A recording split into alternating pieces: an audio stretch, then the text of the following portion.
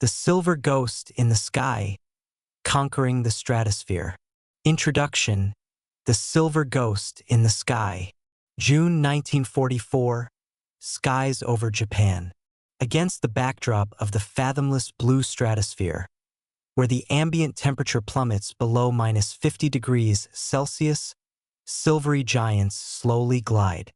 Inside one of these fortresses, crew members in ordinary flight suits without oxygen masks monitor their instruments. Far below, for kilometers beneath them, tiny flashes erupt, powerless anti-aircraft shells. Japanese fighters, having exhausted their ceiling, have already retreated. This is the B-29 Superfortress in its element. And the key to this dominance lies not in its guns, but in a unique engineering system hidden within its engine nacelles. Section 1, 1939 to 1941. The altitude barrier. A dead end for flying fortresses. The eve of World War II presented a significant challenge for bomber aviation: the increasing vulnerability of aircraft operating at conventional altitudes. As aerial warfare evolved, it became clear that the skies, once a realm of relative safety for bombers, were becoming increasingly contested. The limitations of existing bomber designs, particularly their engine technology, were rapidly turning altitude into a tactical liability rather than an advantage. This period marked a critical juncture, as military strategists and aeronautical engineers recognized the urgent need for a radical shift in aircraft design to overcome these burgeoning threats. The concept of an aircraft that could operate beyond the reach of contemporary defenses began to take shape, driven by the stark realities of combat experience and the foresight of ambitious specifications. In 1939, the U.S. Army Air Corps' Material Division articulated this necessity with the release of Specification R-40B.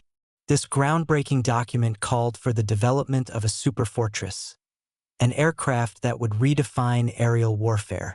The specifications were exceptionally ambitious for their time, demanding a top speed of 640 kilometers per hour, approximately 400 miles per hour, a formidable range of 8,500 kilometers, about 5,280 miles, and, crucially, an operational ceiling exceeding 12,000 meters, over 40,000 feet, coupled with the then revolutionary inclusion of a pressurized cabin. This specification was a direct acknowledgement that incremental improvements would no longer suffice.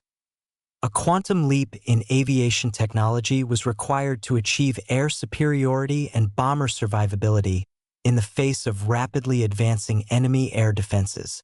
The experience of aerial combat in Europe further underscored the urgency of these requirements. Even the iconic B-29 Flying Fortress, whose very name evoked an image of invincibility, was suffering heavy losses. Despite its robust construction and formidable defensive armament, the B-29's engines, equipped with mechanical superchargers, struggled at altitudes above 7 to 8 kilometers, approximately 23,000 to 26,000 feet. At these heights, the engines would gasp for air, leading to a significant loss of power and performance. This deficiency left the aircraft vulnerable to increasingly capable enemy fighters and anti-aircraft artillery. The strategic advantage of altitude, which had offered a degree of protection in earlier combat scenarios, was rapidly diminishing. The skies above 7 to 8 kilometers were becoming a dead zone for bombers, where their effectiveness was compromised and their crews faced unacceptable risks. The grim reality of these combat experiences led to a profound interpretation among aviation strategists and engineers. Altitude had ceased to be an inherent defense for bombers. The era of relying on conventional aircraft designs, even those as advanced as the B-29, was drawing to a close. What was needed was not merely an evolution of existing designs, but a fundamental transformation, a qualitative leap in technological capability. The consensus was clear: whoever could truly conquer the stratosphere, developing an aircraft capable of consistently operating at unprecedented altitudes would gain an insurmountable tactical advantage. This mastery of the upper atmosphere would translate directly into invulnerability, allowing bombers to conduct their missions with impunity, beyond the effective reach of enemy interceptors and ground defenses. The race to achieve stratospheric dominance had begun, driven by the promise of a decisive, unchallengeable tactical edge. An engineer from Boeing, reflecting on this pivotal period, encapsulated the sentiment perfectly. "We didn't just need a big plane. We needed a quantum leap in high-altitude flight technology." This quote highlights the recognition within the industry that the challenge extended far beyond simply increasing an aircraft's size or carrying capacity. It was about fundamentally rethinking the principles of flight at extreme altitudes, pushing the boundaries of engine performance, aerodynamics, and crew habitability to unlock a new dimension of aerial warfare. The quantum leap referred not only to the physical capabilities of the aircraft, but also to the conceptual shift in how air power would be projected and sustained in the face of increasingly sophisticated adversaries. The stage was set for a new kind of superfortress, one that would truly live up to its name by dominating the skies where no other aircraft could effectively challenge it. Section 2, 1942, The Technological Heart. A revolution from General Electric. The ambitious specifications for the Superfortress, particularly the demand for sustained high-altitude operation, necessitated a radical departure from conventional engine supercharging methods. The limitations of mechanically driven superchargers, as experienced with the B-29, made it clear that a new approach was essential to achieve the desired performance at stratospheric altitudes. This challenge was met by an ingenious technological innovation that would become the very heart of the B-29's capability: the turbosupercharger, pioneered and perfected by General Electric. This development was not merely an improvement but a fundamental revolution in how aircraft engines would perform at extreme heights, fundamentally altering the trajectory of aviation engineering and setting the B-29 apart from all its predecessors. A pivotal and verifiable fact distinguishing the B-29 from its predecessor, the B-17, lay in its supercharging system. On the B-17, the superchargers were mechanically driven directly from the engine's crankshaft, a design that, while effective at lower altitudes, came with a significant penalty.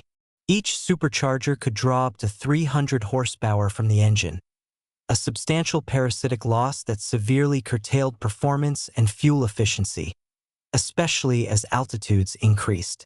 In stark contrast, the B-29 was equipped with General Electric turbosuperchargers, a system that operated on a fundamentally different and far more efficient principle. These turbocompressors harnessed the energy of the engine's exhaust gases, which would otherwise be wasted. By routing the hot exhaust gases through a turbine, the system could spin a compressor, forcing more air into the engine's cylinders. This method represented a new level of efficiency, effectively recovering energy to enhance engine power without the direct parasitic drag associated with mechanical drive systems. This innovation was the cornerstone of the B-29's ability to maintain high power output even in the thin air of the stratosphere.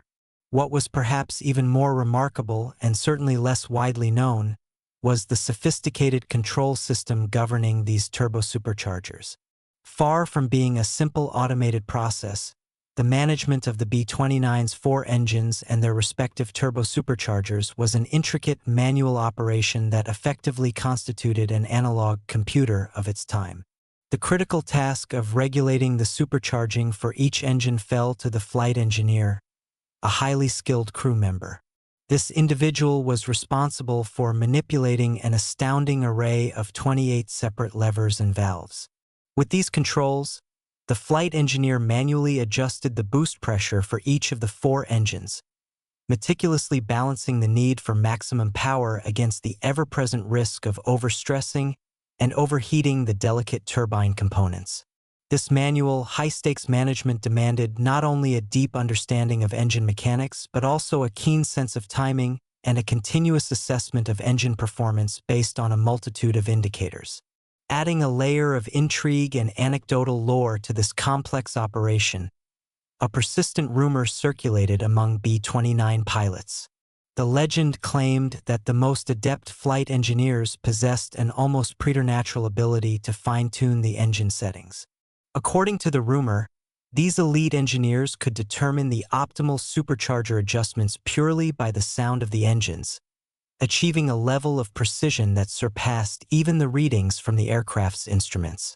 This story, whether entirely true or embellished by the stress and demands of combat, speaks volumes about the extraordinary skill and intuition required of these crew members. It highlights the profound connection between man and machine, where human sensory input could, in the right hands, transcend the limitations of even the most advanced analog instrumentation of the era. This perception of the flight engineer's role also gave rise to a rather telling anecdote among the ground technicians. They would often joke that the flight engineer's control panel bore a striking resemblance to an organ console. This humorous comparison underscored the sheer complexity of the panel, with its multitude of levers, dials, and gauges, demanding a coordinated, almost musical touch. The implication was clear. To effectively operate this sophisticated system, one needed more than just a foundational engineering education. It required a unique blend of technical expertise, an innate sense of rhythm and harmony, and indeed, the talent of a musician to orchestrate the delicate balance of power across the B-29's for mighty engines. This anecdote, while lighthearted, perfectly captured the intricate and highly skilled nature of managing the B-29's technological heart, emphasizing the human element at the core of its revolutionary performance. Section 3, September 21, 1942, the first flight. The air cathedral takes to the sky. The journey from ambitious specifications and revolutionary technological development to a fully functional aircraft is often fraught with challenges.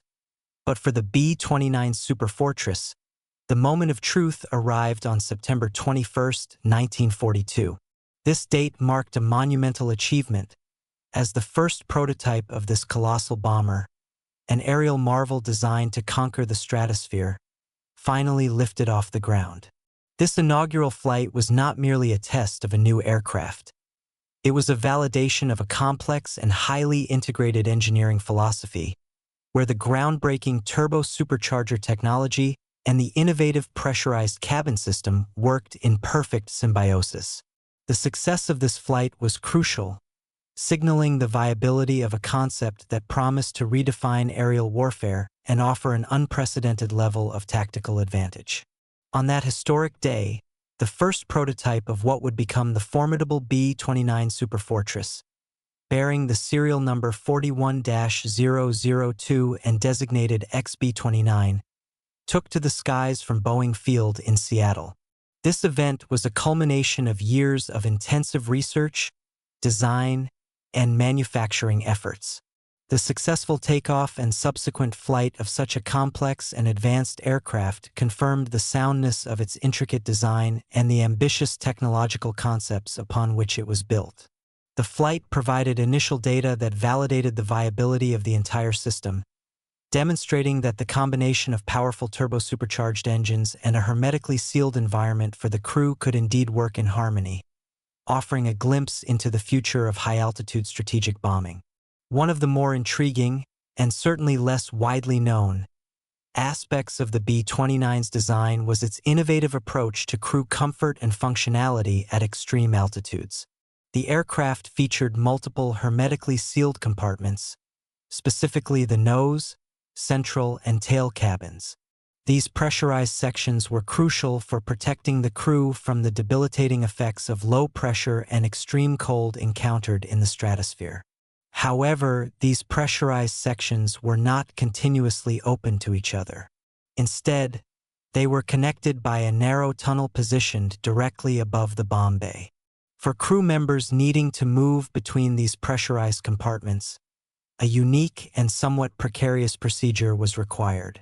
They would lie prone on a specially designed trolley and, using a portable oxygen apparatus to sustain them in the unpressurized tunnel, would travel across the gap, passing over a hatch that led directly into the vast emptiness below.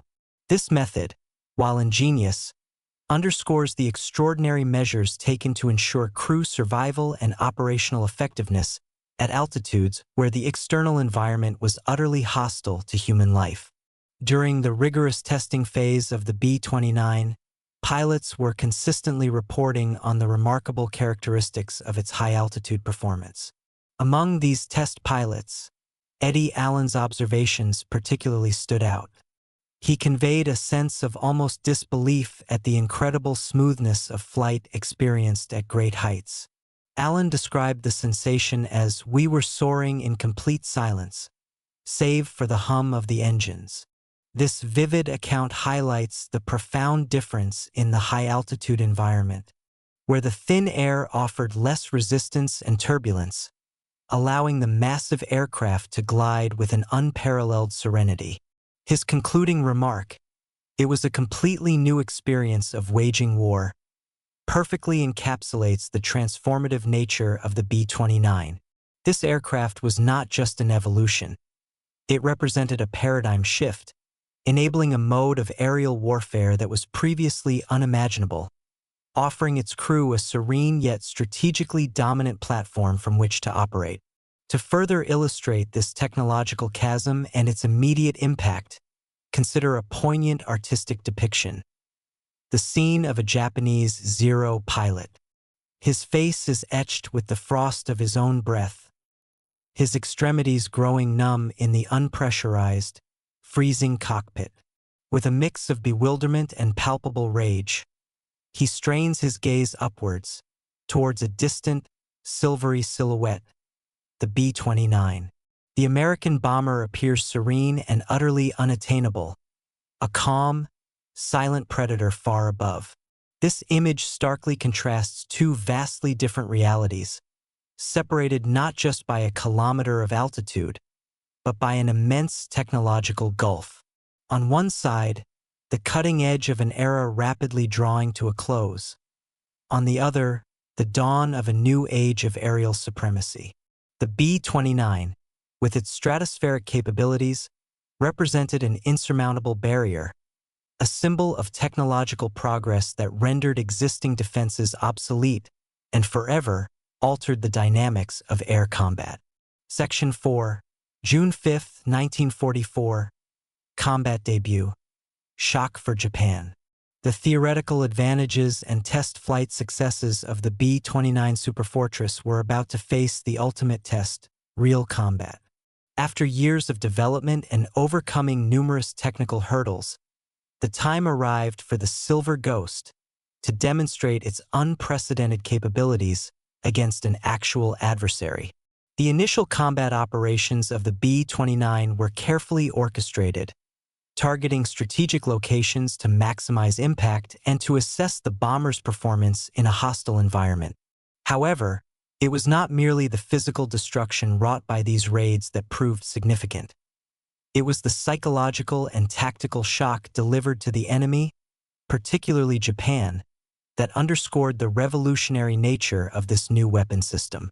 The B-29 was not just another bomber. It was an entirely new class of aerial threat, designed to operate in a realm where no defense could effectively reach it. The first combat deployment of the B-29 occurred on June 5, 1944, when these advanced bombers conducted a raid on the railway workshops in Bangkok, Thailand. While this mission marked the official combat debut, it was a prelude to a far more impactful operation that would truly send shockwaves through the Japanese high command and its populace. The actual tactical shock for Japan materialized on June 15, 1944. On this date, a formation of 68 B-29's, launching from their bases in China, executed a devastating bombing raid against the Imperial Iron and Steel Works in Yoda. This target, a vital component of Japan's war industry, was a clear demonstration of the B-29's strategic reach and destructive potential. The sheer scale of the attack, coupled with the unprecedented altitude from which it was delivered, immediately signaled that a new and formidable adversary had entered the Pacific theater. The Japanese response, or rather the lack thereof, quickly revealed a critical tactical miscalculation on their part. Japan had simply not anticipated the profound impact that the B-29's turbosuperchargers would have, effectively granting the American bomber command a complete mastery of the stratosphere. Their entire air defense system, encompassing both ground-based anti-aircraft artillery and their fighter aircraft, had been meticulously designed and calibrated for intercepting bombers operating at medium altitudes. This established defensive doctrine, effective against previous generations of Allied bombers, proved utterly impotent against the B-29. The Superfortress operated at altitudes well above the effective ceiling of most Japanese fighters, and the concentrated bursts of anti-aircraft fire, designed for lower engagements, simply detonated harmlessly far below the cruising B-29's. This realization was a stark and brutal awakening for the Japanese military, demonstrating that their existing defensive infrastructure was obsolete against this new threat. Evidence of this tactical shock can be found in a telling quote from a Japanese air defense report of the period. The new American bomber appears at altitudes inaccessible to most of our fighters. Anti-aircraft fire is ineffective. This official admission, likely extracted from intelligence assessments following the early B-29 raids, confirms the immediate and profound impact of the bomber's high-altitude capability. It wasn't just that the B-29 was difficult to intercept. It was practically beyond the reach of the vast majority of Japanese air defense assets. This effectively rendered Japan's extensive air defense network, once a formidable deterrent, largely irrelevant against the principal threat posed by the B-29. The psychological effect of an enemy aircraft operating with near impunity at such heights would have been devastating, signaling a profound shift in the balance of power. Further underscoring this sense of invulnerability, a sardonic rumor quickly spread among the American crews flying the B-29's.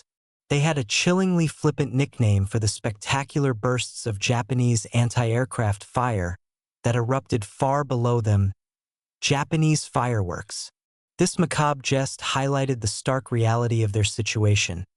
While the anti-aircraft barges were visually impressive, a veritable carpet of explosive bursts, they posed no actual threat to the B-29's cruising serenely miles above. It was a spectacle, yes, but a harmless one. This fireworks analogy passed between crews perfectly encapsulated the B-29's strategic advantage. Flying at altitudes where the enemy's most potent ground defenses were reduced to nothing more than a visually striking yet utterly ineffective display. This served as a constant, tangible reminder of their technological superiority and their untouchable position in the stratospheric battleground. Section 5, March 9th to 10th, 1945. Irony of fate. From stratosphere to firestorm.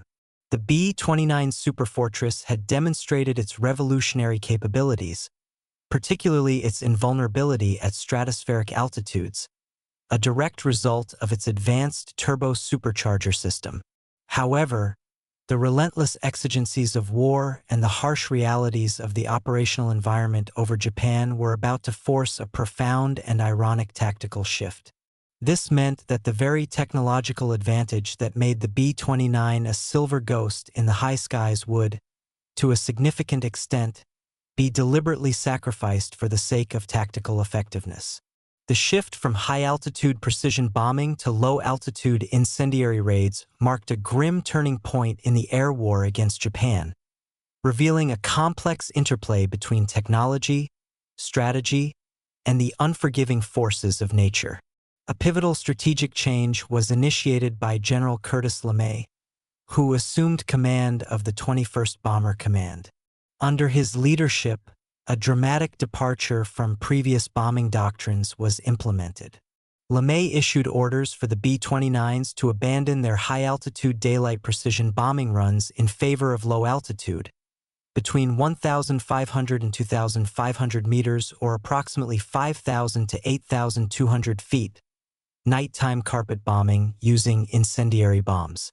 This marked a brutal shift in tactics, moving from targeting specific industrial infrastructure to widespread urban destruction. The most infamous and devastating of these new operations was the firebombing raid on Tokyo, conducted on the night of March 9 to 10, 1945, which ignited a catastrophic firestorm that decimated vast swathes of the city and resulted in immense loss of life.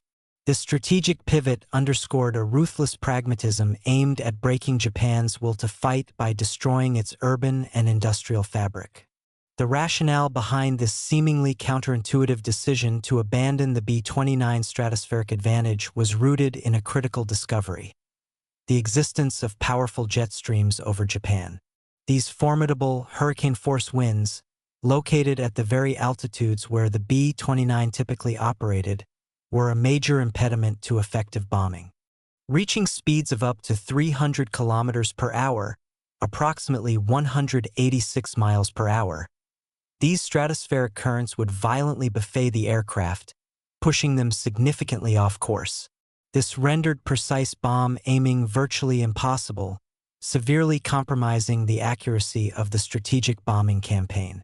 Furthermore, fighting against these extreme headwinds or crosswinds consumed vast quantities of precious fuel, drastically reducing the bomber's range and time over target. This natural phenomenon, rather than enemy defenses, ironically forced the B-29s down to lower, more vulnerable altitudes. This tactical reversal presented one of the greatest ironies of the war. The turbosupercharger, a marvel of engineering explicitly designed and perfected to conquer the stratosphere and grant the B-29 unparalleled performance at extreme altitudes, became in essence an excessive technology for the grim task of firebombing cities from low altitudes. While the turbosuperchargers were still operational and contributed to engine efficiency, their primary strategic benefit, invulnerability at high altitude, was deliberately foregone. Yet, it is crucial to understand that it was precisely this initial, hard-won stratospheric capability that allowed the B-29 to survive and reach this critical juncture in the war. By providing an initial period of near immunity from enemy defenses, the turbosuperchargers ensured the B-29's continued operational presence, ultimately enabling it to be repurposed for the devastating low-altitude incendiary campaign that followed. Without its high-altitude dominance in the initial phase, the B-29 might never have effectively established itself as a decisive weapon. In a grim reflection of this strategic trade-off, a dark anecdote circulated among the B-29 crews. They morbidly joked that General LeMay had effectively exchanged their stratospheric immunity for lighters and matches. This piece of black humor perfectly encapsulated the profound shift in their operational reality. It highlighted the move from a position of relative safety and technological superiority at extreme altitudes to a much more dangerous, albeit tactically effective, role of conducting low-level night raids with incendiary devices. The joke underscored the crew's awareness of the sacrifice of their hard-won high-altitude protection in favor of a new, brutal form of warfare, where the primary objective was not pinpoint destruction but the widespread immolation of enemy targets. Conclusion: the legacy of the stratospheric conqueror. The B-29 Superfortress, initially conceived as an invincible high-altitude bomber, ultimately underwent a dramatic strategic transformation during its operational life. Yet, regardless of the tactical shifts imposed by the realities of war, the technological heart of the B-29, its revolutionary turbo-supercharger system, left an indelible mark on the annals of aviation history. The experiences gained through the design, development, and extensive combat operation of these intricate systems proved invaluable, extending far beyond the immediate conflict. The legacy of the stratospheric conqueror is not just about its role in World War II, but about its profound and lasting influence on the future trajectory of aircraft propulsion and strategic air power. A verifiable fact that underscores the enduring impact of the B-29's technology is that the wealth of experience acquired during the creation and deployment of its turbosuperchargers was directly leveraged in the subsequent development of the first generation of turbojet and turboprop engines. The turbosupercharger, with its sophisticated understanding of how to efficiently harness exhaust gas energy to compress intake air, laid much of the foundational groundwork for these newer, more advanced propulsion systems. The very principle of utilizing the otherwise wasted energy from exhaust gases became a cornerstone of modern engine design. This concept of energy recovery and efficient air compression, perfected in the B-29's turbosuperchargers, provided critical insights and practical experience that were directly applicable to the entirely new challenges of jet propulsion, making the B-29 a vital stepping stone in the evolution from piston-driven to turbine-powered aircraft. Ultimately, the turbosupercharger did far more than simply grant the B-29 the ability to reach unprecedented altitudes. It provided the aircraft with a strategic invulnerability during a critical phase of the war, fundamentally altering the tactical landscape and forcing a complete reevaluation of aerial defense strategies. This technological marvel changed conventional understandings of how air warfare could be conducted, introducing a new dimension of operational capability. Furthermore, the B-29, propelled by its advanced turbosuperchargers, served as a direct and indispensable bridge between the era of piston-driven aviation and the dawning age of jet and turbine propulsion. It was the technological heart of the B-29, the turbosupercharger system, that allowed the Superfortress to transcend mere aircraft status and become a legend, an icon that forever changed the skies and propelled aviation into the modern era. Its legacy is a testament to the power of engineering innovation in shaping the course of history.